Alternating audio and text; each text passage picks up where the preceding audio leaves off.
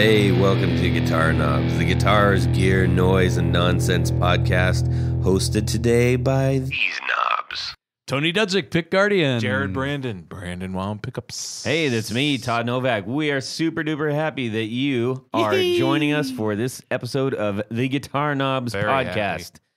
Especially since now we have a battery in the Bluetooth mouse and we can actually click on the button to make it work. I like powered mice. Yeah. I cut in an hour. I'm definitely going to bring a backup. Pack of backups. Yeah. So we've got someone super special on the line. JP Henry from Henry Amplification. Yes, sir. Sounded mighty smooth and sweet, rivaling Jared's golden throat as well. Welcome. JP, where are you calling from? I'm calling from rainy, freezing New Jersey. Oh, boy. Right outside of New York City. Yeah. Jersey. Okay. We had a couple. We just had a fellow Jerseyite Scott DeBachler from SNK Pedals on. We just actually did that last week. I don't think I knew him. I'll have to look into that. Oh man, you guys got to get together. He makes some sweet pedals. Is that an actual city, Rainy Freezy? It's actually also known as Rutherford, but yes, today it's Rainy Freezy. Nice. I was about to just kind of pile on the Jersey joke, and I'm like, I'm not going to do that. No, it's fine. I'm originally from Texas, actually, so the Jersey thing, I've been here for pretty much my whole life. Hey, you don't sound like a resident Jersey guy. Like that's been there all his life. Yeah, I've avoided the accent. Yeah. But yeah, everybody brings that up to me. Where's the accent? You don't sound like Tony Soprano. Right. We think it's in your best interest not to make so many jokes about Jersey. You see, It is the Garden State after all. Is everything there compared to Texas smaller or what? Yeah. Yeah. Oh, much smaller. Yeah.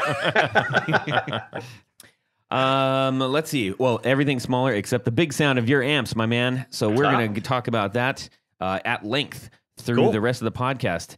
Everyone who is joining for the very first time, welcome to our show. What do we do on this show, Jared? Oh, man. We talk to boutique builders of pedals and guitars and amps. And sometimes we talk to the big guys, too. And we like to get into how they got started and where they're going. And that's our shtick here. We love guitars, yes, sir, man. yes, sir. 3 bags full. All right. That's right. So that's what we're doing tonight. We're going to talk to a new friend of ours who makes handmade, hand-wired, hand-built, hand-everything amps that you play with a guitar. With your hands. We've got just a little bit of... we're not calling it news anymore because by the time we try to get a couple of these in the can so we're not strung out. Let's call it olds instead. It's just announcements. Announcements. All right. I have a few things. Do you want me to go first? Yeah. Okay. You never go first. I had the supreme privilege of meeting. This is one of those weird things where the digital life meets real life. I had one of our early patrons, Derek Fitzer, who if you've listened to the show, you've heard him mentioned many times at the end of the show. He contacted me and asked me to come speak at the school that he teaches. He teaches interactive arts and development and software design, all kinds of stuff. And that is at the Southwestern Career Academy. So I visited there today and got to speak to his class. And it was a supreme privilege and a pleasure. Really enthusiastic kids who got some great ideas, and they shared with me the podcast that they're working on, which is really exciting. Oh, that's cool. And we just talked about, how to make your creativity and dreams come to realization. All it takes is a AA battery. I bet that in my was, case, yes. That had to have been pretty rewarding. That's cool. Honestly, That's just very to be cool. asked was that made my day, man. I can't. It was really great. So thank you to the class at Southwestern Career Academy. You guys are great, and much luck to you. And thank you, Derek Fitzer, for being a great example to those kids and for supporting our show. We really appreciate it.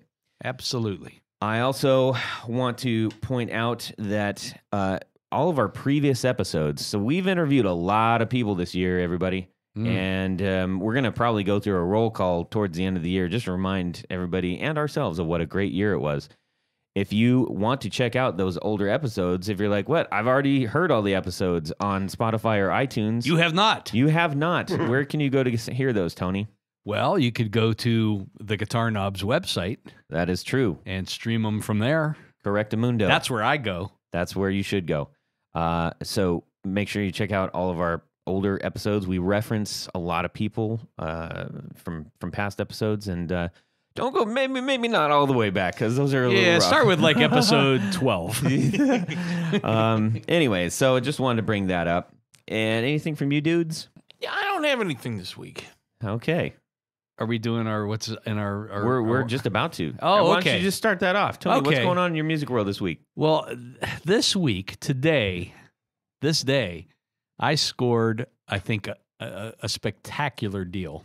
I thought you were just going to leave it with I scored, and I was like, hey, all right. I scored. No.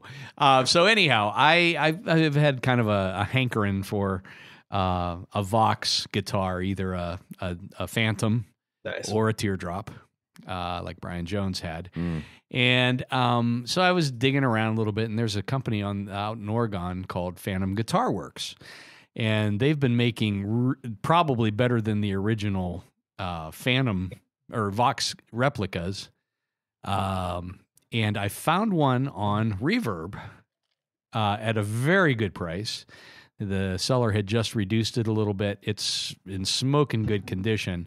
And to boot, it is from the early to mid 90s, which at that time Phantom was building, I believe, everything in the U.S. I think now they may assemble their things from import parts, but so this is it's an old one. It's one of the probably I'm going to say probably the first generation of the Phantoms, and that's kind of and for those who don't know, the Phantom model is a kind of a 5-sided.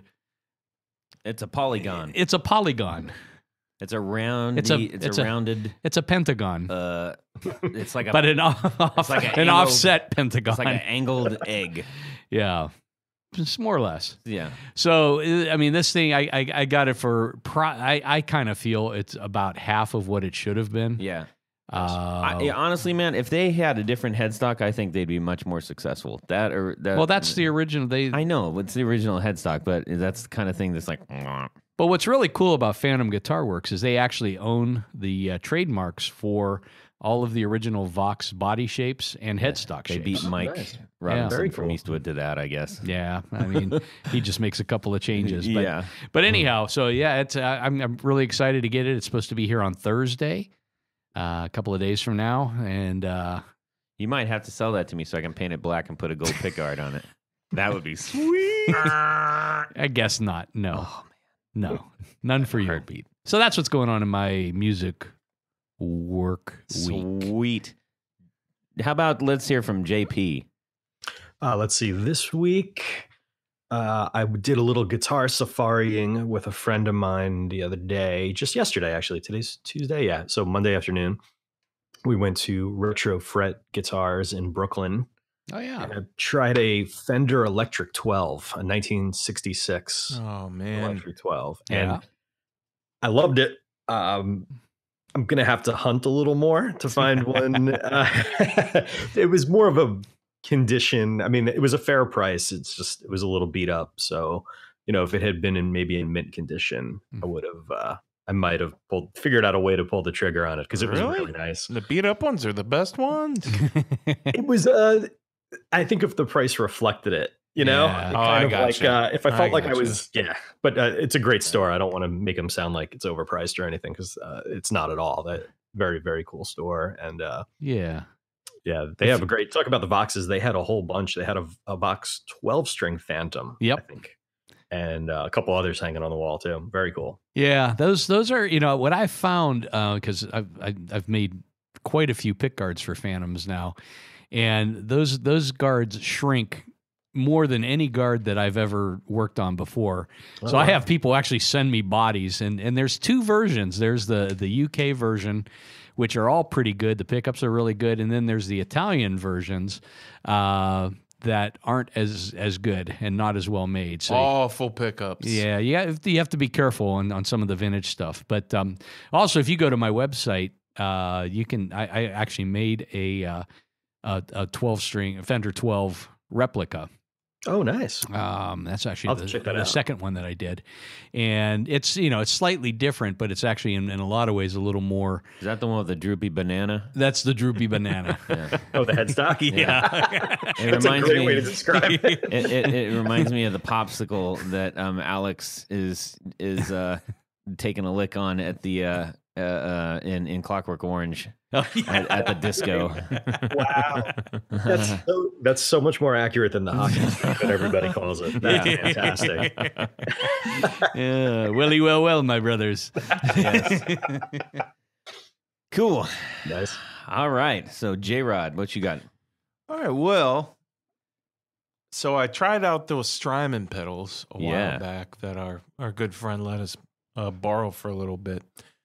But I bought, that inspired me to mess with a pedal called the Midnight, and formerly known as Red House Electronics, which is now Native Electronics. Native Audio, I'm sorry. And anyway, I messed with that pedal until I got it dialed in, and I've had it over a year, and I just now figured it out.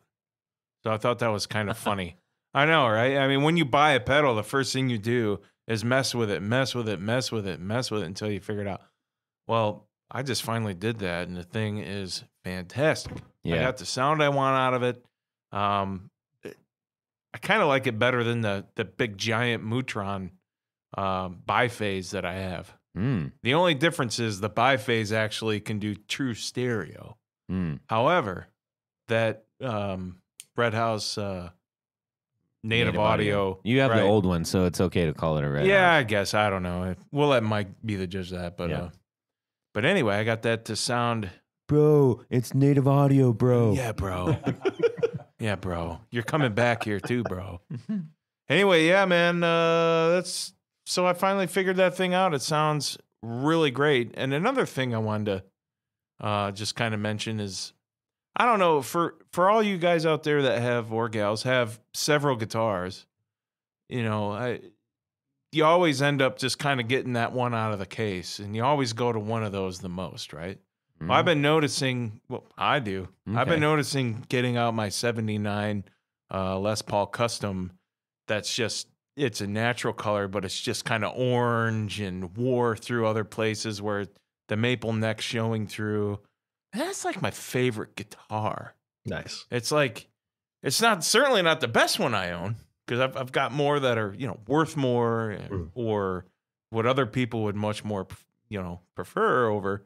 But I don't know why, man. This old heavy 1979 Les Paul Custom, I've just been getting it out every time I go get out a guitar. Well, all right. So I was thinking about refinishing that. No! And then Tony told me no. What are you doing? Sparkle top No. If anything, you do a black back and call it a day. Nah. Little Mick Ronson Mickey action. Ronson. Nah. All no, right. I'm not Todd, going to. how about you? What's going on in your musical world? Well, I played a whole lot of guitar this week, but that's not the thing that I'm going to mention. I've got 3 daughters, one of whom is she plays stand-up bass, or there's a bunch of different words for that, but the big giant bass.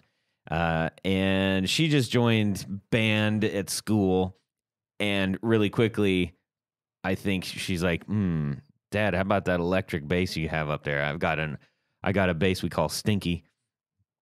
It's a really old PV Fury. It's a really You great mentioned bass. that in some It's of a the great early bass. episodes. Yeah, it's a great bass. But it's stinky because when I got it, it was covered in old beer and I'm pretty sure a lot of cat urine. So it took a while to rid Stinky of the. Yeah, I mean it's still I can still smell it a little bit, but anyways, it's a great bass. So I took her to the music store, our local one. It's called Music Go Round. It's where you take old gear and you can they'll trade it and sell it and all that business. And so I let her try out like a whole bunch of different basses on the wall. So she got to try out lots of different styles, active pickups, 5 strings. I said, put that back, and all kinds of all kinds of other things. And then we plugged in to a bass amp, and she had never physically played through a bass amp. And I picked a nice big Ampeg and turned it up, and she started playing Seven Nation Army, and then she looked at me really quick, and just the look on her face is like, I'm like, uh-oh, she's hooked. So that was really exciting for me. Oh, that's cool. Yeah. So it looks like I'm going to be looking for a decent bass amp that is, I guess practice-ish, but not one of those little ones where I just go like, I wish I had a better one. Boom, boom, Yeah. boom, boom. I need it to move some air, but I don't need it to shake the house, Oh no, you got to shake the house. I got don't have room a Fender 50 watt for you, a 212 50 watt Bassman amp. That's Only $1,000. yeah, no thanks.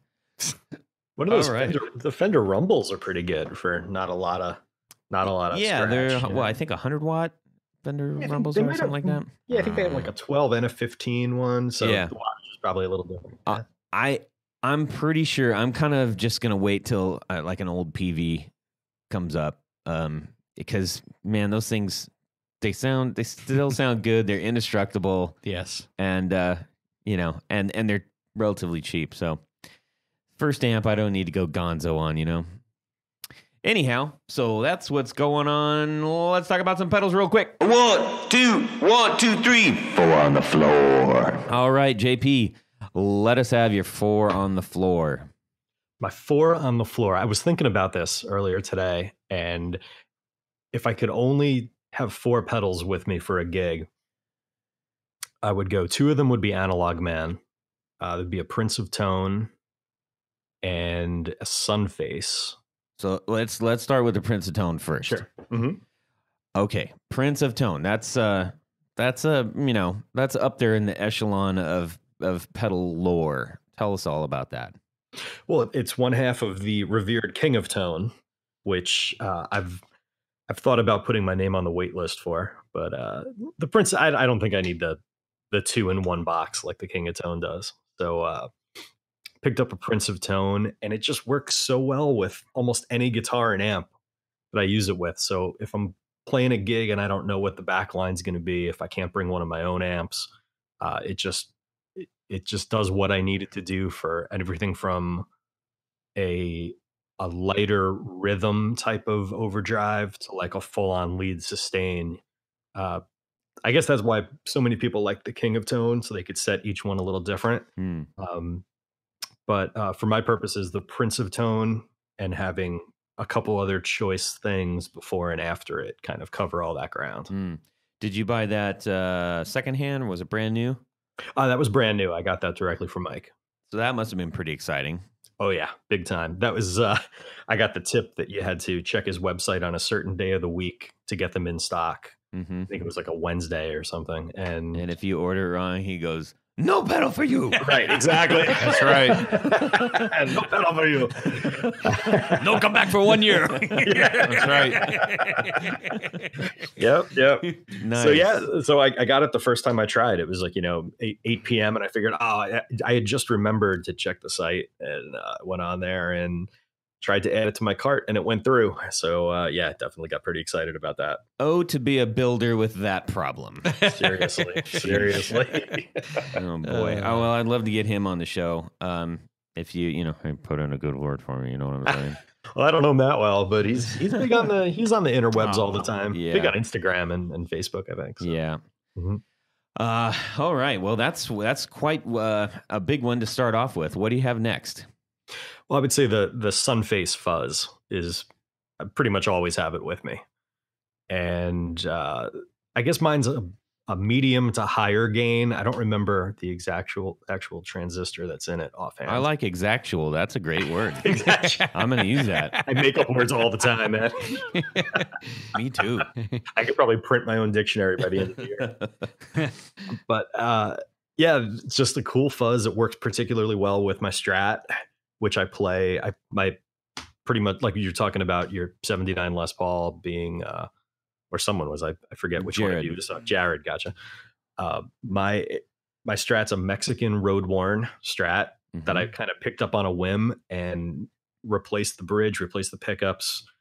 So that's become my main guitar. And again, it's something that, altogether under $1,000, and it's just my favorite guitar. That's awesome. Beats out a lot of vintage pieces and some newer expensive ones. But anyhow, it works so well with the Sunface that if I'm bringing one to a gig, I bring the other. That's just the way it works. Now, the Sunface, I have not played one. Can you explain it? Like, I think at least for me, the key with a good fuzz is how does it work with the mids, right? Especially if you're switching guitars. So, like, is that humbucker friendly? Is it single coil friendly? If you turn down the gain a bit, it's more humbucker friendly. Otherwise, it gets a little out of control pretty fast. Mm-hmm. So lowering the gain helps a lot with humbuckers, and I suppose it would depend a lot on the guitar. Another guitar that I gig with a lot is a Gibson 339. I call it my bankruptcy special. When the Memphis factory was going under last year, I snagged it for a great price. Nice. And so not your bankruptcy. Not my bankruptcy. Yes. Not yet. There'll be hopefully there won't be any bankruptcy special Henrys out there, but you never know. Stranger things have happened, right? Yeah. So that's the other guitar that I gig with the most. I bring them both out most of the time. That's cool. What color is that? Cherry red. Right. On the Sunface, there's, the volume on the left and then the fuzz on the right. What's that smaller center? Oh, the sundial. Yeah, what's that do? It's a bias control for one of the transistor stages, and it's sort of you could kind of do like that gated fuzz, kind of under bias, choked out sort of sounds where it's cool. It almost sounds like the pedal's dying a little bit. So you get like a dead bat effect. Exactly. Yeah. And then the other direction kind of smooths it out and almost sounds more like an overdrive when you go in that direction with it. Very cool. So really like straight up the middle. In normal conditions with the germanium transistors, when the room isn't too hot or too cold, because they do have an effect on the sound. Right. Straight up the middle is kind of like ideally where you want it. But if it's a little, I forget if it's cold, if it gets less bias or more, but there's a method to it to sort of stabilize it. Right. And that's right. Wow. Very, very cool. Excellent, man. How about number 3? Number 3, I'm going to be boring. It's just an RC booster, but I could use that either with my clean sound or after either of the pedals I mentioned. Mm-hmm. So if I'm using the Prince of Tone, if I have a good rhythm sound on that, the RC booster, I'll take it over the top for leads. Same with the Sunface. It'll really help that cut through, which, as you mentioned before, can be a problem with some fuzz pedals, but the mids. So in the context of a full band playing, it's kind of easy for your sound to get lost going through that. Mm-hmm. And the RC just gives it that extra bit of something to push it through. I'm trying to remember what the RC stands for. I'm not sure what it stands for. That's I might look it up right now. Do you know regarding like the because the EP is for the Echoplex, right? And the RC is for what? Radio control. All right. I have one of those cars. Have another call, boy, Tony. Do you happen to know? I don't know. Okay, interesting. It's kind of complex. Though. I mean, you got a gain, you got a volume, you got treble and bass, and you can switch from gain 1 and 2. So of course, then the bypass is kind of like you're on and off, but. Yeah. I don't see anything on their website knows? as to what it stands for, actually. Yeah. They make a heck of a great product, though. Yeah. But I keep everything straight up the middle on mine, and the gain will vary. The gain will kind of depend how loud my amp is and which guitar I'm playing. Mm-hmm. So really, if it only had a gain pedal or a gain knob, I'd be fine with that. I would like a 3-stage booster, like a booster that gave me, like, if I clicked it once, kind of almost like Yeah, you click it once and it's set for like flat. You click it again, and it helps you out if you got humbuckers. You click it again, and you get your single coil. Yeah, somebody make that. I need that. That's what I need. That's all I need to be a good guitarist. There's got to be something out there like that, right? Click me once, shame on you. Click me twice, shame on me. I mean, as long as there's a suck volume, you can turn down. Yeah. There's got to be. I mean, there's so many 2-stage pedals out there. I feel like there's got to be a 3-stage one. Right. Yeah. Why stop at 3? Yeah. No, keep going. I know. You know what? I need to. Johnny Balmer at Alchemy. There's another challenge. I just sent him a challenge that was kind of ridiculous, but not a challenge. I just said, hey, if you can make this, I'll buy it from you. I think he was politely reluctant to want to do that. But anyway, did it have a momentary switch on it? It was actually. I'll tell you what it was. Do you guys want to hear what it is, real quick? Yes. Yeah, why not? Okay, right after he gives us number 4. All right, what's number 4? Number 4 ties into your last podcast. It's a Strymon Flint. Nice. Yeah, that's if I know I'm going to play through an amp that has reverb and trem on it already, I might not bring that. But if I don't know what I'm going to be plugging into, it's got to be on my board because it's like a safety net. It's the spring reverb's fantastic. The harmonic trem is super cool, especially because not many amps have them. And the other trems, and I don't really use the other verbs on it that much just because it's not my style. But all 3 tremolos are really useful on there. They're Very, very cool. really good pedals. Yeah, they just sound phenomenal. They really sound great. It was an honor and a privilege talking to those guys, and we learned a whole lot. If you haven't checked out the Strymon episode yet, everybody, go check it out. Awesome. Excellent. Nice 4 on the floor. Thank you, my man. So what was this this mystery pedal that you talked to Johnny about? Well, okay, so we interviewed Stephen Burnett from he's across the world in Australia with Honey Tea, and one of his 4 on the floor was the Cockfight from Electro Harmonics. I've literally had that in my basket on reverb like 4 times. And for whatever reason, I know the reason why I haven't got it. Because it only has 1 foot switch. I'm like, okay, well, I would love to run the fuzz and then hit the wah, the talk wah, right? I want to be able to do that. But with that pedal, you can only either have 1 or 2 or both at the same time. You can't engage the other one. Drag. Yeah. And what's nice about that pedal is that you can also select the wah to be in front or before, in front or before, while stand at the same time. Upside down, sideways. You can do it before or after the fuzz, which is a completely different sound. Yeah, I could. Or is it the fuzz before or after the wah? Anyways, it swaps which one's in front of the other, and it is a radically different sound. So with that, and I was thinking, the price is really good on this, and I actually like the way it sounds, and I can imagine it on one specific song, and I can't do it because I need to be able to engage that, and if I'm going to buy that, I want the fuzz to work too because it's a great sounding fuzz too. So, anyways, somebody wants to make that. There you go. There's a market. Just made a pedal. Boom. It's a cool idea. There you go. Very cool. Yeah. I don't know what you'd call it. Something naughty, I'm sure. Anyhow, well, that was fun. So let's see here. J.P. Henry of Henry Amplification. Right. We have him on the show because he makes some. Well, I'm seeing him a lot on Instagram and stuff, and so I said, let me check this out. Super good dude to talk to. So we got him on the show. Yeah, he agrees too. Somebody give that dog a treat. Giacomo agrees with you guys. I knew he'd make a cameo at some point tonight. Yeah. That's right. So we want to find out all about what you're doing out there in New Jersey, Texas boy in New Jersey making hand-wired amps. Yeah. Where did you get the bug for guitar?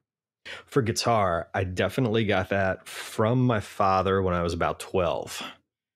And you want me to go back that far? Yeah. Yeah, sure. Cool. Yeah. So yeah, started playing around that age. Really just started to sort of develop, my own taste in music. I guess everybody sort of does, junior high, whatever. Mm-hmm. And Yeah, it was Metallica, Guns N' Roses, Motley Crue, all that stuff.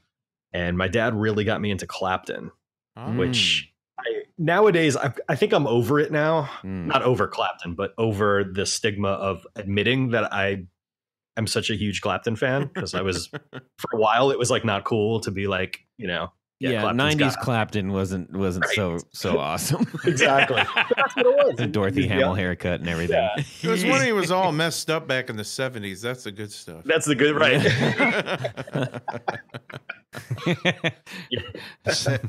God. But I think it was, he sort of got me into Clapton and the Beatles, of course, and McCartney. I remember we saw McCartney live back around then, and that was like a real sort of transformative moment, hearing the whole place sing Hey Jude, that things like that, just you never forget.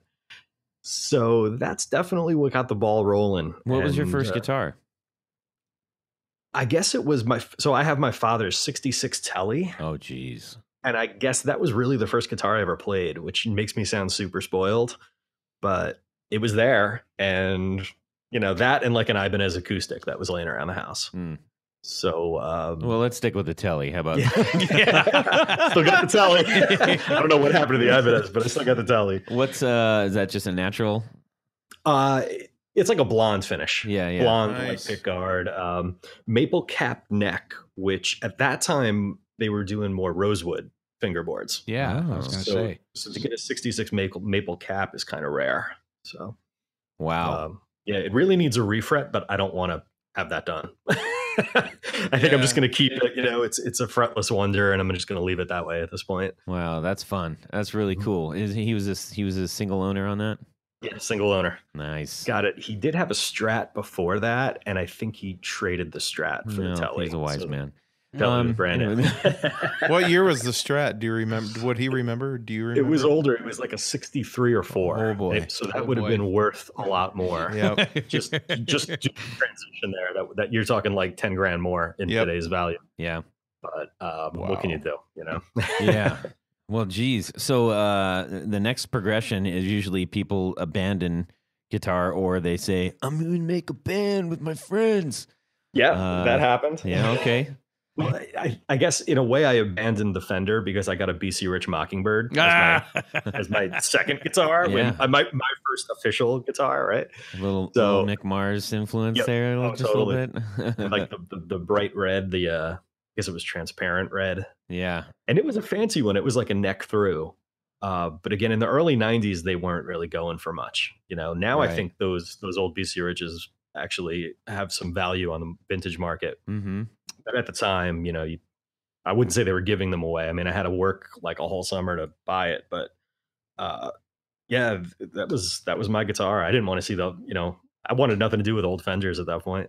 Right. So I got that, and and everybody was out at that time buying all the Les Pauls because of Slash and stuff. Right. That was just getting to be a thing. Like, Slash brought the Les Paul back, and you were starting to see all the Seattle bands kind of playing old Fenders and things like that. Yeah. So like that market was really like about to boom. Yeah. And about to turn into, what it is now. Mm-hmm. So it was kind of a cool time to be playing, different music. I was playing like Slayer cover songs, all through high school and everything. And wasn't really, I guess I was about 10 years late on that stuff, but it was a lot of fun. That's cool. And I always had the tech bug. Like I learned how to solder when I was like 12, I think. So, oh man. So that was happening back then. I wanted to take everything apart. I was soldering back when I was 12, but I didn't know what I was doing. I was just melting the stuff all over my dad's workbench. Oh yeah, I definitely didn't know what I was doing. Look what is this? Yeah, I didn't. I'd say it probably wasn't till like I went to school for audio engineering at William Patterson University here in Jersey. Wow, okay. And I had a great professor who's still there. This guy Dave Kersner, and I hope he listens to this because I'm dropping his name. But he kind of got us into, aside from signal flow and, the really fundamental things. That is a great band. It's not It's actually a great band name. How did nobody come up with that? Right? I don't know. But aside from getting us into all that, like, AC signal flow and things like that, he kind of was like, if you want to be useful at a studio and you want to hold a job, you got to learn how to solder XLR cables and quarter-inch cables and do all those little things that nobody really wants to do. So he made sure we all knew how to do that. And that was really, really practical. That's cool. I worked at a studio for about 5 years and always hung around the tech. And although, I didn't get too messy with things, like he did teach me how to like recap the channel modules from the old Focusrite board we had and things like that. So there was always like that sort of thing going on along with the music for me. There was like, it kind of had like one hand in the technical side and another hand in the musical side. I think that's fun. I think that's what a lot of people are responding to these days because it's so much more accessible. I have likened it to the idea when you have, if you buy a motorcycle, it's like, well, you better dang well know how to repair that motorcycle. Have some wrenches. Right? Right. Or else it's going to cost you a lot. Right. Right. But that's also an exciting part because it makes you, it just makes the whole experience a little bit more intimate. Like if you take a guitar apart, like the first time I completely disassembled a guitar after waking up from fainting, what have I done? I realized I was like, wow, this is real. I can do this. I can put this back together. And for people who have done that all their life, they're like, why is that a big deal? Well, if you haven't, it's a little bit of a scary experience because you're afraid you're going to ruin it. But when you put it back together, you become just very familiar with every little piece and part. And I think that's actually pretty special. Same thing with building a pedal for the first time, or definitely not trying to repair an amp on your own the first time. Getting that 1500 volt shock, right? But maybe replacing your speaker. That's a fair thing to try to accomplish, and I think that's what makes this. I don't want to say hobby, but this type of enthusiastic thing. What am I trying to say? It's not an enthusiastic thing. I think it's an enthusiastic thing. I think, okay, that's it. Yeah, I like that. Yeah. Yes. I've Let's got say an uncontrollable urge. Enthusiastic tomfoolery. How about that? That's a good word. But it's one of the few that you can actually, without too much knowledge needing to be obtained and not too much money, at least at an entry level, you can have that experience. And you can grow into lots of things, and I think that's kind of special about what we're into. I agree. I mean, little things like fixing the output jack on your guitar. I mean, I remember doing that, at that age and feeling like I could rule the world. Exactly. You're like, wow, I don't have to take this and give somebody $50 to do that. Not that that's a bad thing because there's people you feel empowered by it a little bit. Totally. Mm-hmm. I'm not going to give my money to the man. Oh, that's cool. So now after you're going through engineering class, you're obviously probably faced with a lot of options on what to do with that. How did you land on amplifiers? Well, actually, that came a lot later. So I really wanted to be like a recording engineer. And at the time, I was sort of like starting in that field when you could actually do it and make a living doing it. And about 5 years later, the studios were all closing up. All the big studios in New York City, I shouldn't say all of them, but most of them closed or were bought privately. I was like 25 and could barely afford to, live on my own at that point. So it was, that was sort of the reality of, and this is, I worked at a great studio where our clients were like Dream Theater, Anthrax. Got to meet Keith Richards and Eric Clapton on a blues album that they guested on. Yeah. It's like, so I really felt like I stepped into this fantastic situation. And then 5 years later, it was like, wow, this just does not pay the bills. So, and I think that was like a harsh reality of that entire industry for a lot of people at that time. So we're talking 2005. Yes. iPods. That was a rough time for the recording industry. Yeah, it's not so great now either. Well, no, it hasn't gotten much better, right?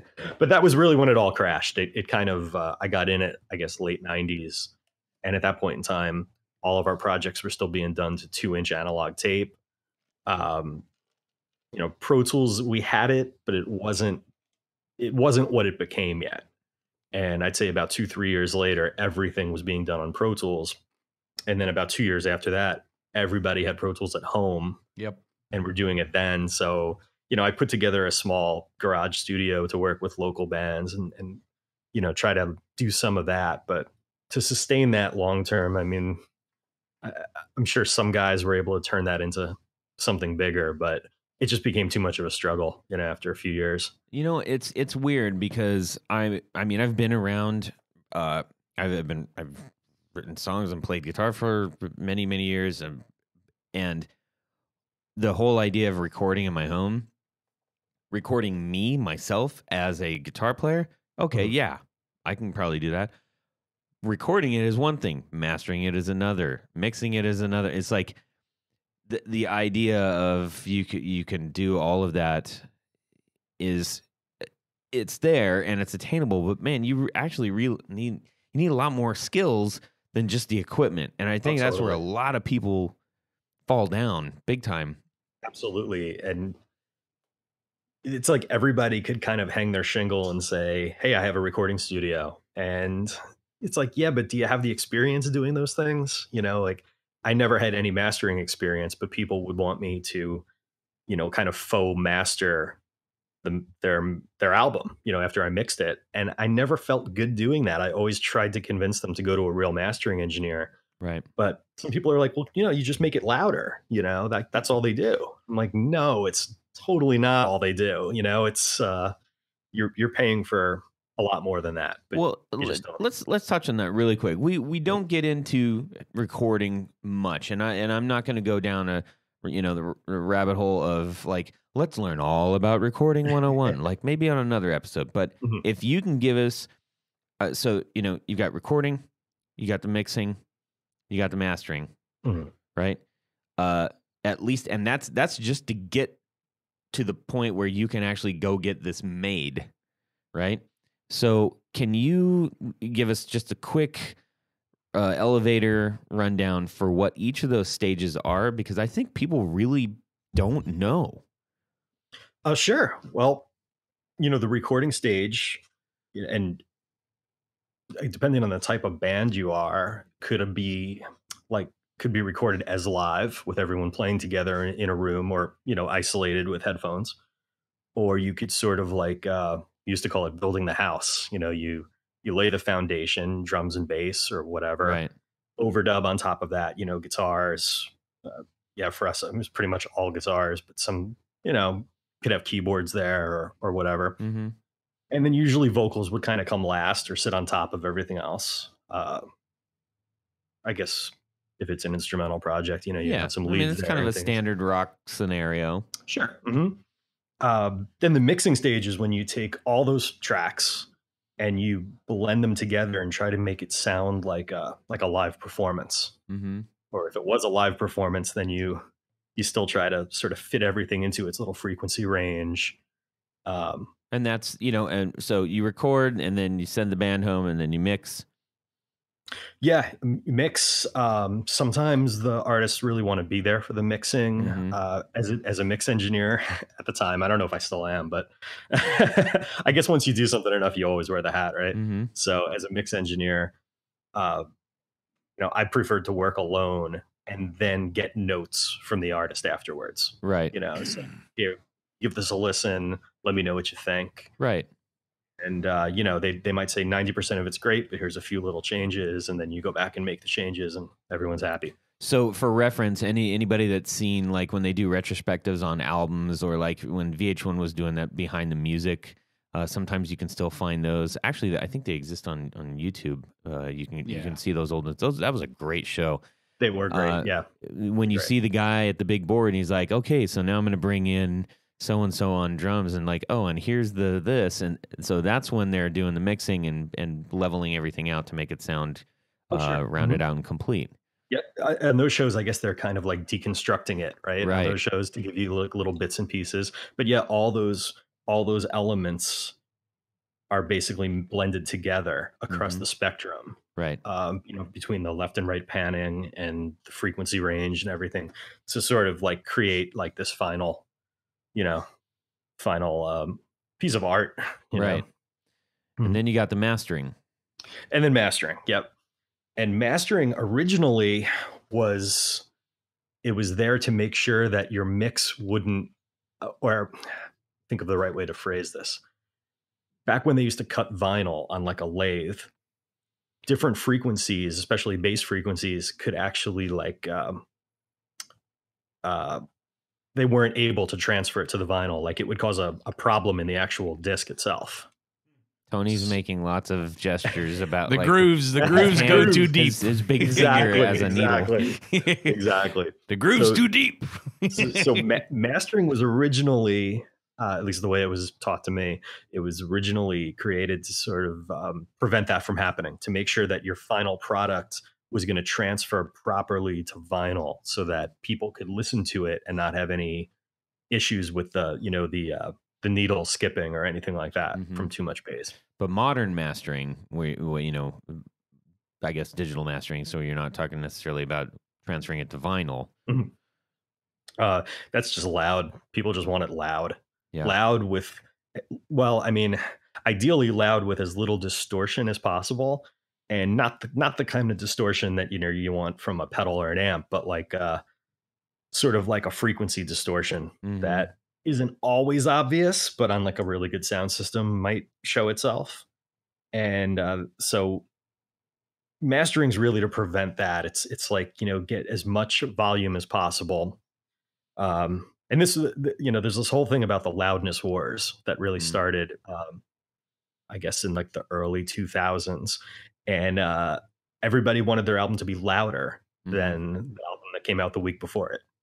And some mastering engineers could do that, and they got a lot of money for doing that. And I swear I can't listen to those albums. Like, they hurt. Yeah. Like, there's like a fatigue from listening to stuff from that era that I'm so glad that's over and done with. Like, that's probably the best a lot of thing. The music was. Yeah. Oh, yeah. That too.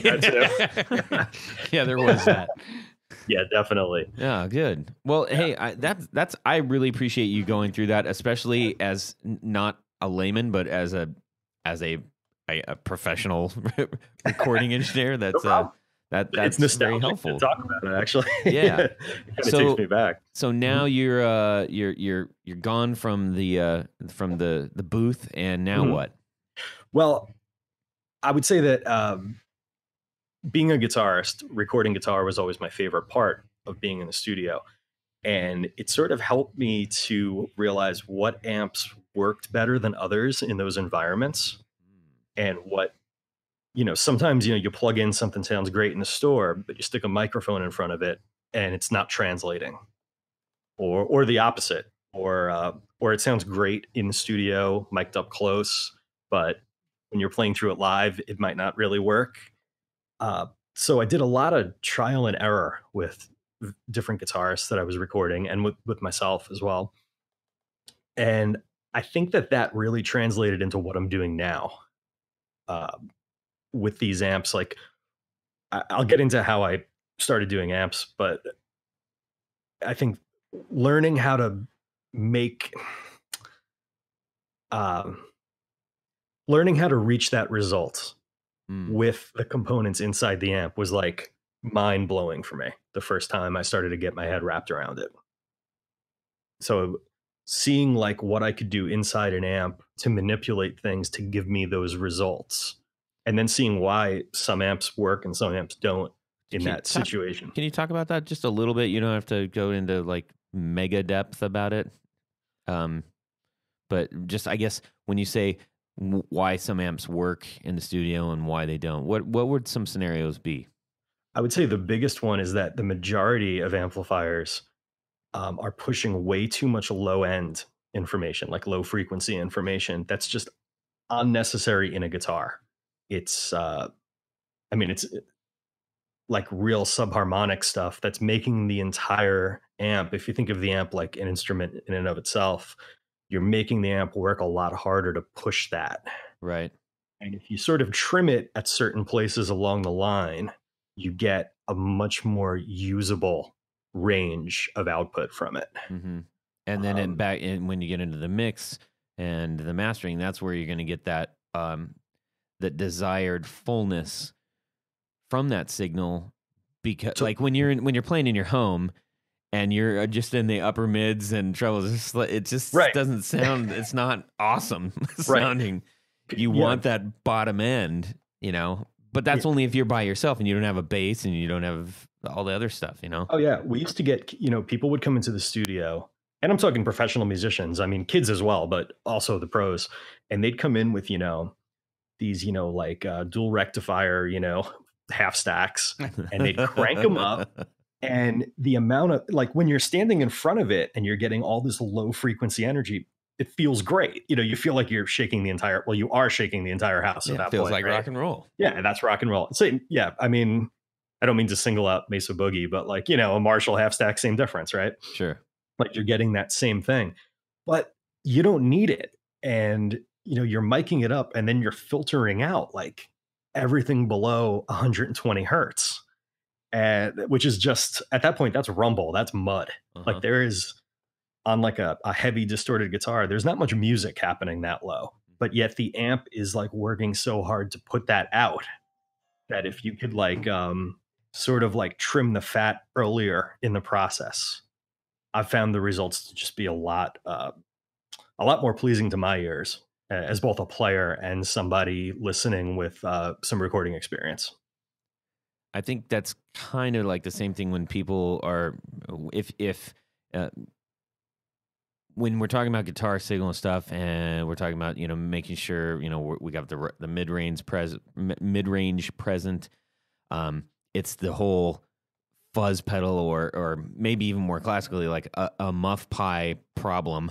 If you play that in your home, you're like, yes, this sounds amazing. Totally. And then you go plug in with your band, and all you do is you start turning your amp up because you're like, I can't hear it. Right. And it's not because it's not loud enough. It's because that signal is getting kind of canceled out. Yeah, you're not cutting through at all. Like nothing is cutting through. And then especially when you have a drummer and a bassist, you know, they need that low frequency range to do their thing. Right. When you've got a guitar amp that's filling it up to begin with, it's just a mess at that point, you know? Yeah. So we used to, you know, it was tough in the studio to convince some people that like, no, you got to back the bass down on your amp, man. It's just not, you know, it's not necessary.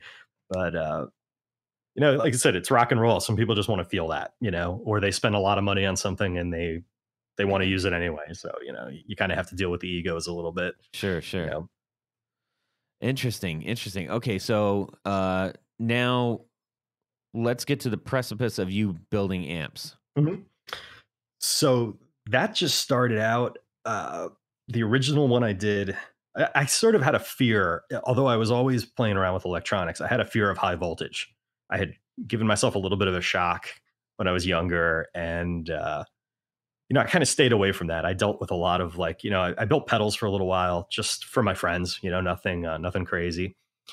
But I always had this idea of like really wanting to build an amp. It just seemed like it's like the biggest electronic challenge you can do as a guitar player. I mean, exactly, pretty much.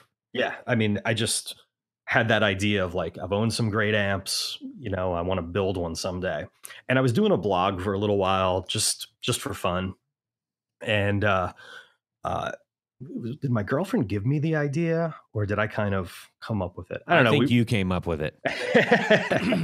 Well, she listens to this. She might have had some. But, yeah. So I said, I'm gonna build an amp. I got the Dave Hunter, I believe it's called the Guitar Amp Handbook, and he had a chapter in there about building an amp, and he sort of give you the step-by-step things. So I got the parts, started messing with it, and I was really, really afraid to turn it on for the first time. So much so that I actually took it to a local amp tech, a great guy named Jamie Simpson at Booyah Amplifier Services, another New Jersey guy. He builds great amps. He does a lot of Hammond organ work, really, really cool stuff. But I brought it to him because I was bringing my amps to him before that. And I said, hey, I kind of built this thing. I'm really afraid to turn it on. So he checked it out, changed a couple things, taught me a couple things, and then fired it up, and it worked. And I was like, wow, That's so cool. You know, we laugh, but for everybody out there, if you guys get those amp kits from, you know, wherever that sell them, you guys have to be extremely careful. I mean, that's a lot of voltage you're messing with. Oh yeah, I mean, once you sort of once you learn what it can do to you, like it definitely changes your perspective on it. Because going back to when I was saying, you know, being a teenager and ripping things open and playing around with them, I had a Marshall 800 head, the old JCM 800. Yeah. And just for fun, I decided I was going to open this thing up on my dad's old workbench. And I just wanted to see it. I didn't want to mess with it. You know, I didn't have the soldering iron hooked up or anything. But thinking back to that, that thing could have been holding 400 volts. Yeah, even just powered off, you know. Yeah, just grab onto those little blue cylinders on the bottom there. Every time somebody tells me something like that, I go back to I had a Marshall combo, an 8120, I think it was called, and I decided it wasn't acting really nice, and so I said, well, I clearly just need to clean the inside of it. Right. So I took it apart, and I mean. I'm just glad nothing happened. He lived to tell. I did live to tell, and I didn't get shocked. I'm like, really? I didn't, because nobody told me. You know, there's not a book out there that says, "Hey, don't touch your amp." No, there's plenty now. At least on the cover, it doesn't say. They all have a page that says that. Yeah. Right. If it's at the end of the book, I guess by then it doesn't matter. Yeah, right. So, anyways, okay. So now you built your first amp. Yeah. That was a big raging success, and then Oh what? yeah, I still gig with it. I still gig with that amp at least once a month. Oh, that's good. Is that the one with the flag on it? No, that's a funny story, but no, the first one I did is just like a little tweed combo. It's just like a little 10-inch, kind of like a 50s Princeton style combo. Mm-hmm. Volume and tone control. That's it. And then a couple friends heard it at gigs and said, "Hey, you know, could you build me one?" And I said, "Sure. Just pay me for the parts." You know, I wasn't at that point. I had no idea that it was ever going to become what it is now. So I'm building these one-off amps for my friends. And every time I did one, I sort of learned a little more and a little more.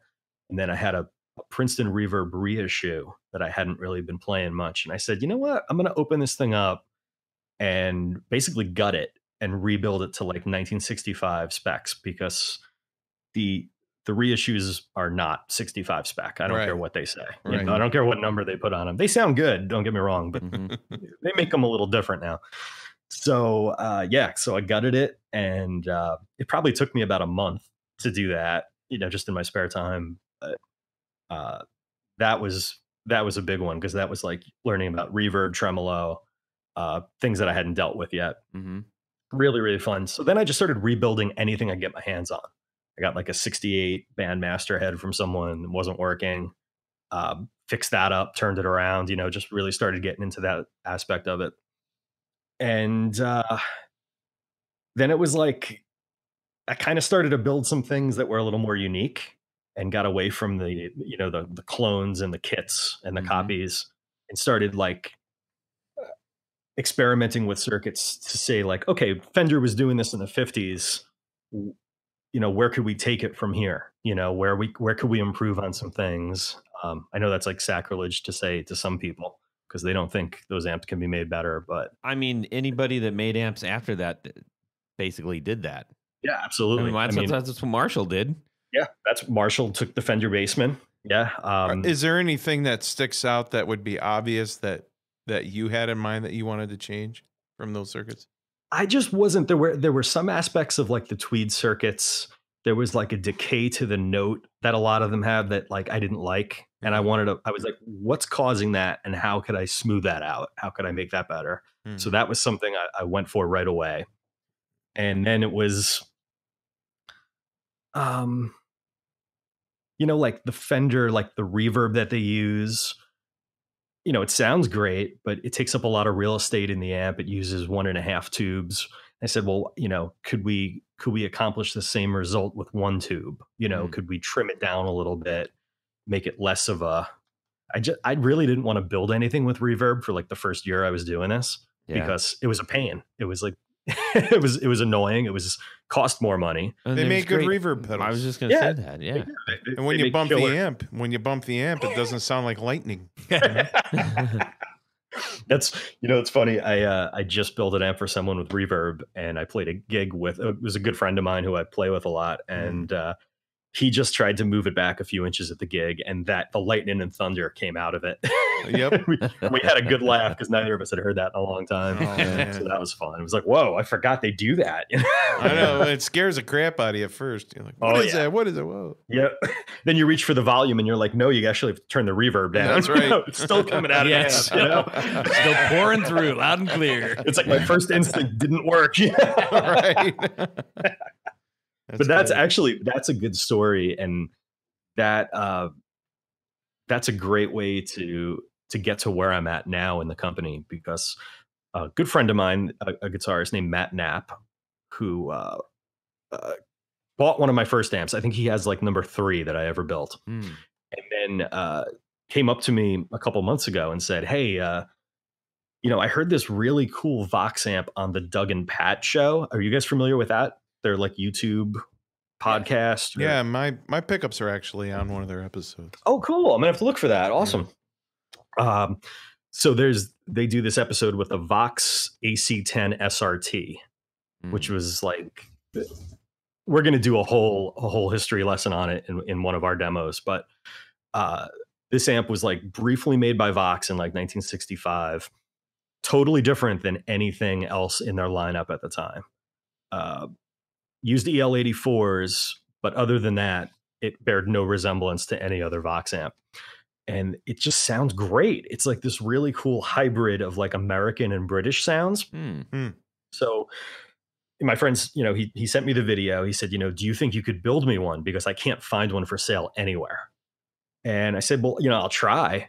So I dug up a schematic. It took me a long time just to find what I think is an accurate schematic, and then had to redraw it. And the reverb circuit they used in the original is considered like terrible by anyone who's tried one. I mean, I think Vox used that reverb in a lot of their early amps, and it's not great. So it was like, well, let's try to do this with an improved reverb and see if we can keep like the fundamental sound of the amp intact with a better reverb, like a Fender style reverb. So I spent like about a month on that for him, and just delivered it to him last week, and he's thrilled with it, and I'm really thrilled with it too. So I think it's going to become like sort of our flagship model moving forward. Oh, that's cool. That's awesome. It's not on the website yet. I'm actually staring at number 2 because Matt has number 1 because he owns it. But number 2 is in front of me, like 90% built right now. And we actually, I emailed the Doug and Pat show to see if they'd be interested in comparing it to the originals. So we're going to send it out to them to check out. That's cool. That could be really fun. Yeah. Well, unless they think it's nuts. When you get that, when that happens, make sure you, if you wouldn't mind sending it, just a link to it on our, to us, and we can get it out there for the audience to check out. Yeah. Very cool. Yeah, I'll definitely do that. So flagship model. Well, I hope so. It seems that a lot of people, looking at the comments and things on the Doug and Pat show page, a lot of people seemed like they'd be interested in an amp like that. And there's really nothing like it out there that I know of. So you said, it's 210s, right? The original was 210s. It was a head and a 2x10 cab. The one I built for my friend is a 1x12, because that's what Doug and Pat demoed theirs through. And he preferred the way that sounded. Interesting. So we did a 1x12 for him. We used a Weber Silver Bell speaker, which really favorite speaker of mine. The Alnico Silver Bell is really nice. And the 2x10 we're going to do with, we're going to mismatch them. We're going to do a Blue Dog 10-inch and a Silver Bell 10-inch, both from Weber as well. Interesting. So it's going to be cool. It's tough to tell what Vox was going for originally with it. Because after going through the schematic and kind of comparing it around, it's really similar to an Ampeg Jet combo, from the early 60s. Hmm. So it kind of made me wonder if they were trying to do something more American, and maybe it kind of flopped for them. Mhm. I don't know, because you can't find them anywhere. They're super rare, and they don't really. The fact that they're called Voxes is almost like deceiving, because they really don't sound anything like an AC30 or an AC15. So specifically, outside of the speaker, can you kind of help us understand why this might sound different enough to like really want? Aside from the speaker, compared to what? Compared to just other things that are out there right now? Well, yeah, Or- I mean, if it's this amp that this elusive amp that the first time you guys heard it, we were like, whoa, Yeah. we got to make this. What was it? What was the whoa?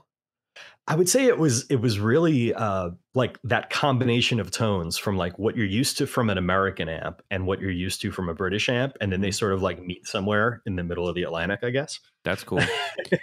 Yeah, because it's got aspects of both. Like it's like an American front end with this like EL84 British output to it, Hmm. and I guess the speakers the original ones would have been Celestions made for Vox. So, I guess that sort of ties into the British output side of things. That's cool. And then the reverb we put in it is really completely different, because I didn't want to copy the Vox reverb because nobody liked it anyway. And I didn't want to do a 100% true Fender reverb, but it's definitely that style. But we went with like a 3-spring tank with a shorter decay to it. So it doesn't have that. It can get a little surfy, but it's really more of a musical reverb, rather than like, oh, just crank it up and let me show off with this crazy effect kind of thing. Right. It's like there's actual range in it, and you could find multiple sweet spots. Because I feel like with a lot of the old Fenders, it's like, yeah, they sound great on 2. Mm-hmm. And then if you're going to play, spring surf music, then they sound great on, 7 or 8. But there's Right. not much in between that people really dig that much. I think that's probably one of the genesis for actual reverb pedals. Like it's at some point you're just going like, hey, we need something different here. Right. Yeah. Yeah. Something a little more useful Yeah. across the More spectrum. controllable. That's cool. Yeah. So, Mhm.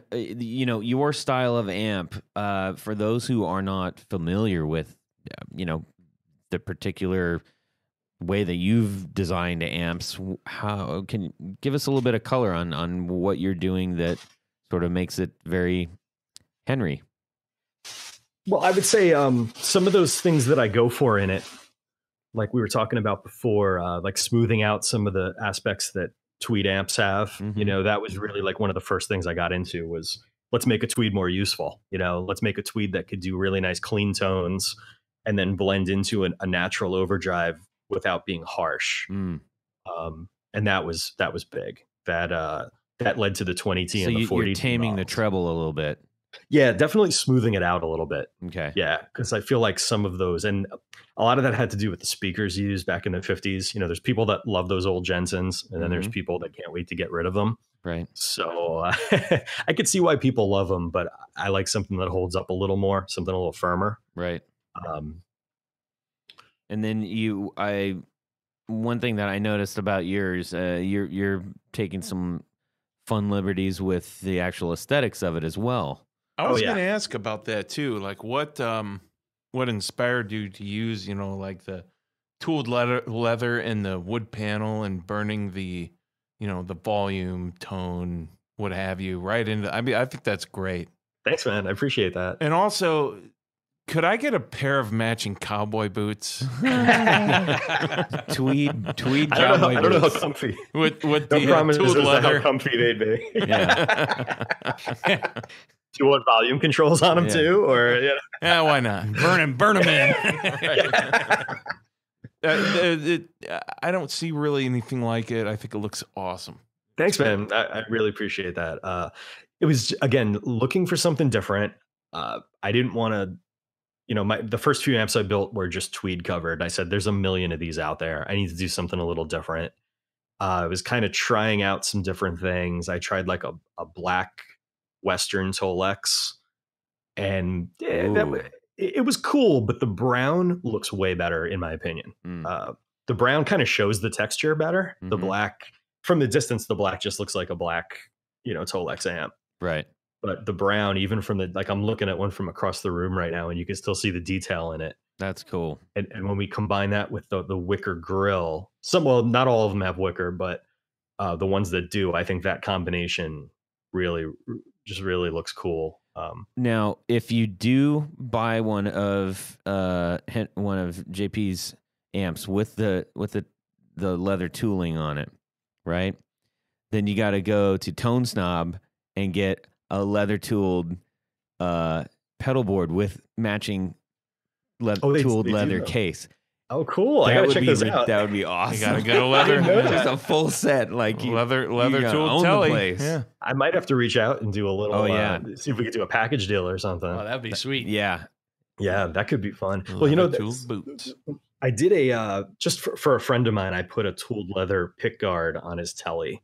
You know, just I kind of just I was doing some work on his telly. It needed a new pick guard, and I said, "Well, I'm going to surprise him." He was a good friend, so I said, "Well, I'll throw this on as a gift and see if he likes it." And that kind of gave me the idea with the amps because it looked really cool.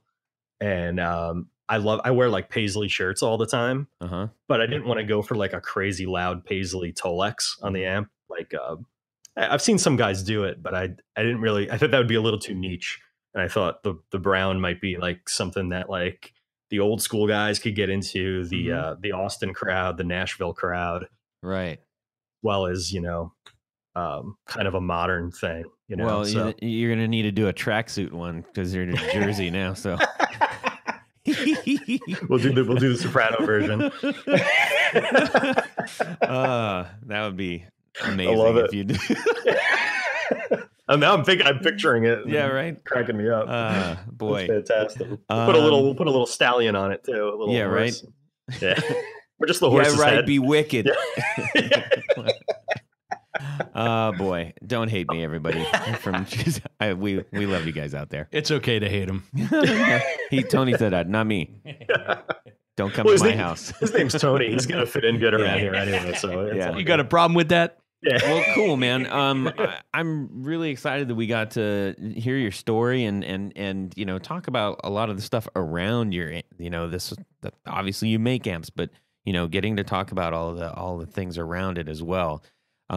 Just out of curiosity, like what if someone is trying to buy an amp from you, are they made to order? Are you stocking? How does that work? So I try to keep one each of my like the models on my website. I try to keep one or two each of them around just to have on hand for people that might want to demo them or order one. Other than that, I pretty much build to order.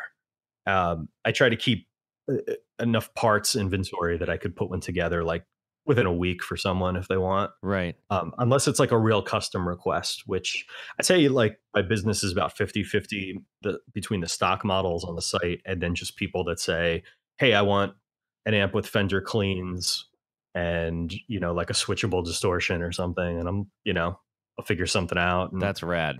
Do that. And I really love doing that. It's it can be time consuming with sort of the R&D that goes into it, but it's really fun. And then if somebody wants another one, you know, or somebody says, hey, I heard that amp, you know, it's always easier to do the second time around.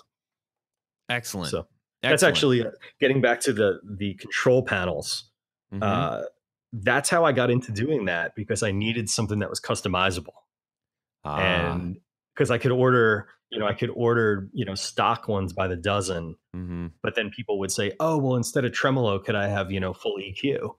And sure, why not? But I need to have like a template that I could change for that. Sure. Instead of keeping, you know, then I'd have to keep a dozen of everything possible on hand, and that's not fun. That's expensive. Yeah, and it's not as unique. Right. Exactly. No, that's cool. And just for the record, I want everybody to know that when we did contact JP, the first thing he said was, "Cool, I'll send you an amp." and like legit, that's huge of you to say that, considering that you don't have a stock of them, and that you know, amps are tricky things to ship. So partially because I didn't want to have anything happen to one of those amps, and also the postage for both of us would I might as well just buy the dang thing. Just get a bus ticket to Wait Jersey. a minute, that was what he was trying to get me to do. Oh, you slickster. But that was a very generous offer, and so we didn't get to try one out. Hopefully someday we will, but I just wanted to share that so that people weren't thinking that like you were withholding amp experience for us. Not a problem at all. Yeah, we just decided to say, hey, we'll talk about it and get everybody else pumped up on it. So anyways, cool. That's awesome, man. Thank you so much for sharing. We are going to dive into Would You Rather. All right. The human Leslie speaker. That's right. All right. So my buddy Zach sold a guitar of his. So in remembrance of that really cool guitar he had, this week's Would You Rather is dedicated to his situation. And I will then tell you what the Would You Rather is. So yes, let's Would you rather? Would you rather? It's very simple. Would you rather have, and it's going to sound similar until I explain things. Would you have a 1958 Gibson Les Paul Jr.? Or would you rather have a 1962 Gibson Les Paul Jr.? Yep. Now, it sounds similar, right? Okay. When you look at pictures of these, You got some splaining to do. very different guitars. Yes. Very different. That's so true. the 1958, you're going to have more of the single cut look, and some of them I think were Double cut, but they did not have that. In 62, they were the SG type Yes. looking, so very much a different guitar. Also, the neck profiles were very different. Oh, right. Yeah, And, fitter. totally. Yeah, It's like- 60s are like Totally pencils. different. Yep. The 60s were a wide, very thin, and then the 50s were like a Baseball bat. Baseball bat, yeah. Very Fair. round and supple. Clubby. Yes. So, yeah, What are the colors? well, in 58, I think you could get like a. No, for this Would You Rather. What are of the course, color we gotta have options? colors, right? Yeah. So, probably a red. Well, actually, let's do a Sunburst 58, and then they didn't have Sunburst back then. You picked the color for the 58. TV yellow. TV. Oh, yeah. What am I Nice. thinking? So TV yellow, and the 62, of course, is going to be a cherry finish because that's pretty much what they came with. The juniors did Almost all of them, yeah. almost, unless you had a custom color, but usually you didn't want a custom color in that lower standard model. So that's a Would You Rather. Okay. TV yellow, and what color is the earlier one? No, the later one's The going to be 58's going to be a cherry. TV yellow. Right, and that's the double cut that we sort of know and love today. yeah, like ours. like ours, like Yep. like Yeah. the one that Jared and I have, the one that you see, like Johnny Thunder style. Yeah. That's okay. It's got a flat top. Flat top. Doesn't Yeah. have the arch top. So and then the that one SG would have been is a wraparound, Yep. right? yeah, of A course. wraparound single. tail Yep, stop. one single P90. Yep. Yep. And And the 62 is the same way. Yes. except it looks like It's pointier. it looks Yeah. a little bit Looks more a like little a devilish. SG. Zach's was actually 61. There's really hardly a difference. And the wraparound bridge on the 62 will be slightly cantered. Really? Yeah. All right. Cantered. Yes. Yeah. Well, that's a word. I know. You don't know if it's the right word. That's No, I know what he means. I know it's Yeah. a word. It's offset. You're saying the earlier ones were not? No. The later ones were not. They were. They had the lightning bolt bridges. That's right. Okay. The later ones had the lightning bolt. Okay. Slightly later, like mid. so staggered. Just kind of. Yeah, well, yeah. Okay. Yeah. Well, I'm talking about the saddle parts. Well, what we The call the saddles. lightning bolt are like the raised portions. Yeah, that- that's what I'm saying. That's Yeah, Yeah. the saddle parts. and what on they the- were on able the to do tailstock. was mount a Tony, you can tailpiece. call them the raised portions, but the rest of the world will call them the saddles. No, they're not really. Not quite. Okay, anyways, Technically let's not move a on. saddle. No, anyways. Okay, so we're clear. What color is the 58 is yellow. TV yellow. TV yellow? Johnny Thunder's style, or You're so focused on the colors. And 62 is cherry. Cherry red. right, and that's more With the little where half we're getting mustache. to the SG. All Yep. right, Little, okay. little half mustache SG. guard. It's just a more slender-ish one. The SG is going to be way lighter, too. Oh, totally. Yeah. Yeah. All right, Tony, what are you doing? 58 all the way. Mhm. That's like one of my all-time favorite guitars. I love, the thinness and the lightness of an SG is nice, but there's just something more substantial about. No, Todd is getting that sick feeling in the back of his throat. I'm throwing up in my mouth a little bit. Nah, but I do have to say whoever designed that little half mustache guard on the SG Juniors, which I guess this is still a Les Paul, but That is a nice I one. think it's pretty cool. Yeah. But then you've got TV yellow with a nice solid tortoise guard on a 58. Yeah. Yeah. Delicioso. I'll be right over. That's right. All right, JP, what are you doing? I'm going 58 for a lot of reasons, but I think the neck would be number one on those. I really like that neck. Wow. Okay. Solid. J-Rod. I'm going to go with the 62. Yeah, because you like SGs. I like, the neck, too. Mm-hmm. I like a thin but wide. Which is really weird because 60s you have profile. bare paws for hands. Actually, bare claws. Yeah, I got fat sausage fingers, too. Yeah, well, they're just big, but when you have a thin neck, it's just like I don't get it. The bare necessity. Been That's playing- why a bear can Been rest playing at for ease. 30 years. Yeah, I guess that's what you're.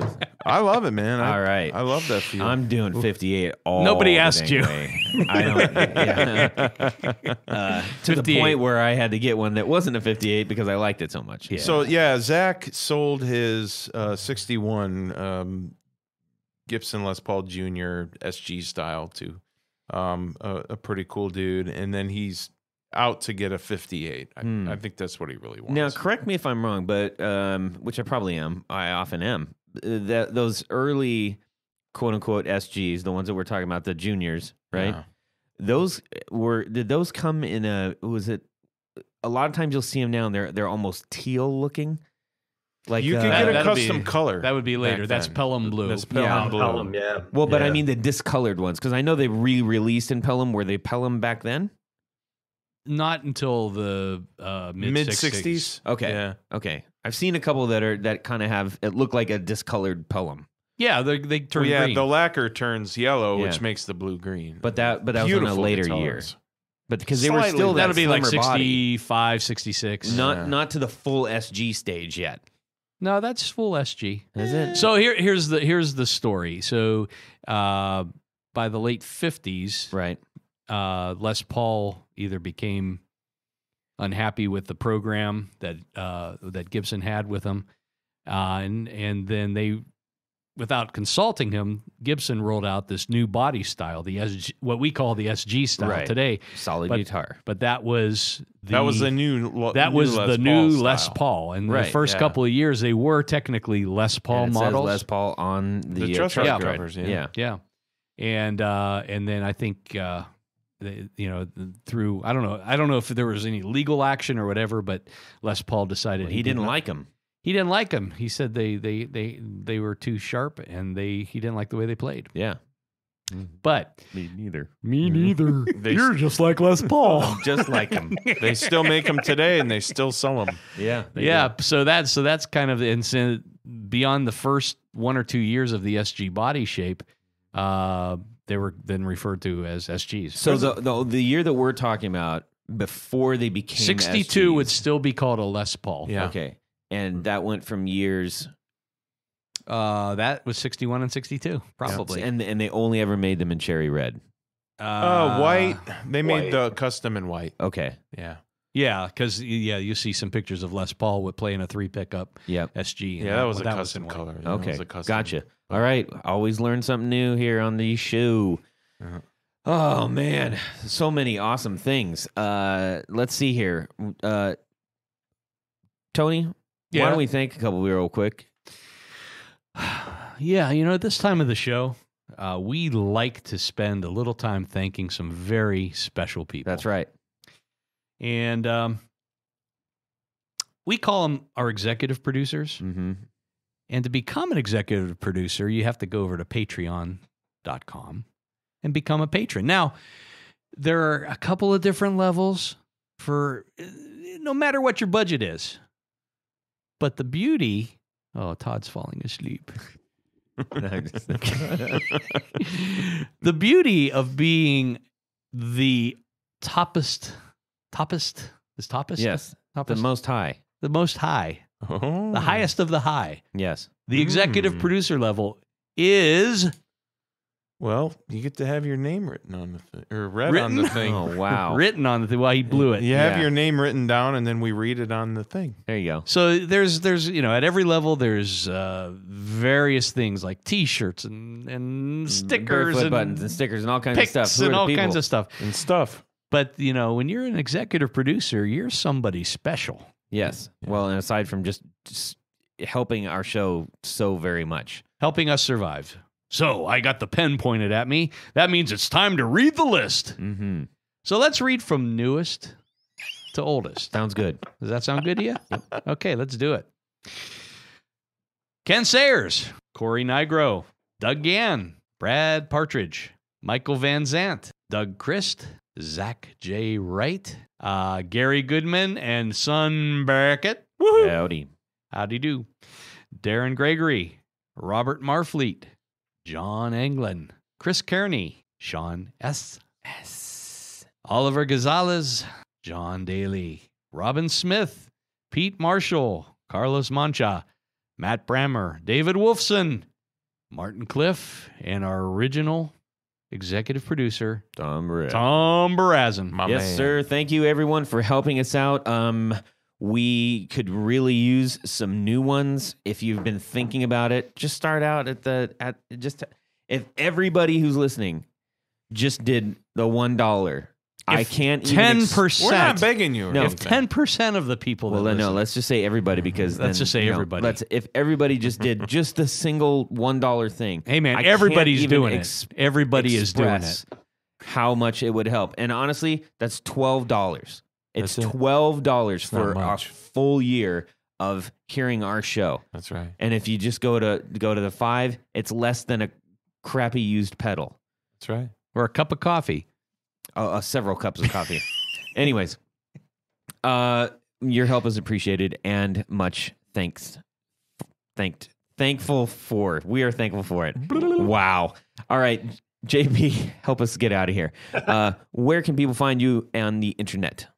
You could find us at www.henryamps.com, and you can email me, jp@henryamps.com. And I love to hear from people, and I love to talk amps. So, And you've definitely got a say great Instagram. oh yeah, Instagram's probably been the best for us actually. Mm-hmm. How do you? I don't even know how to tell. I guess if you just search Henry Amps Yep. or Henry Amplification on Instagram, we'll come right up. I think it's at Henry Amplification. Yeah. Yeah. I think That's so. something like that'll work. Just look Yeah. for the tooled leather. Yeah. There you go. Tony. Well, let's just say you need a custom pick guard. That's right. Or you want to change out pickups. Why not? I want to put these Chevron Flying V pickups in my Telecaster. Mm-hmm. Somebody's going to do it. Absolutely Somebody's got to do it. Awesome. If you're an executive producer. I wait a think minute. JP should do it. JP, let's do it. Yeah, So right. Man. go over to PickGuardian. Wait, legitimately, that would be amazing. A hand tooled or like that tooled leather Telecaster pick guard with those with the Boomerang Gibson pickups? boomerang pickups. Yes. Holy moly! That would be really cool, wouldn't it? Yes. Do it. Let's Okay. just do it. Keep going, Tony. Go to pickguardian.com. Mm-hmm. And if you'd like to see some of the projects I've been working on, Then you can look at my Instagram. look at my The Instagram. gold Yeah. pick guards. But yeah, that would be cool. And I do some things on Facebook. But yeah, check out the website. Okay, excellent, Jared. If you need some custom pickups built, new looking or old, go to BrandonWomPickups.com. Or if you just want to buy ones that are already built. Absolutely. Or if you need a repair done and you need it done quick and right, I have a very short lead time. And also look at the stuff that I'm doing on Instagram. I'm always posting cool stuff on there. There you go. Brandon Want Pickups. If you want to get a hold of me, you can send me an email at todd@theguitarknobs.com. And also you can direct message me on Instagram. Everyone, we want to give JP a humongous thank you. Thank you. Thank you. Thank you guys so much for having me. I really appreciate this. You bet. Awesome. It was really fun talking with you. What is it? Once a stranger, always a friend, something like that. Sure. Yeah, I That think sounds that's good. how it goes. Isn't that how it goes? Something like I that? like the sound of that. Yeah. All right. Well, hey, everybody, we appreciate you hanging out. Make sure you check us out on all of the places to find us at. And that's great English. And I'm going to leave us with there. Have a great guitar week and subscribe. Yeah. I'm going to let these guys open up their tall boys real quick. Oh, now I'm jealous. Yeah. Well, that's it for these knobs.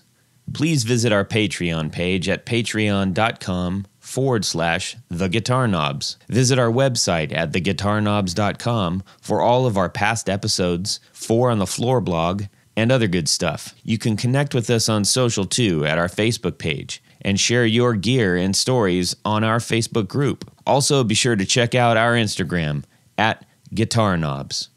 Catch you next time.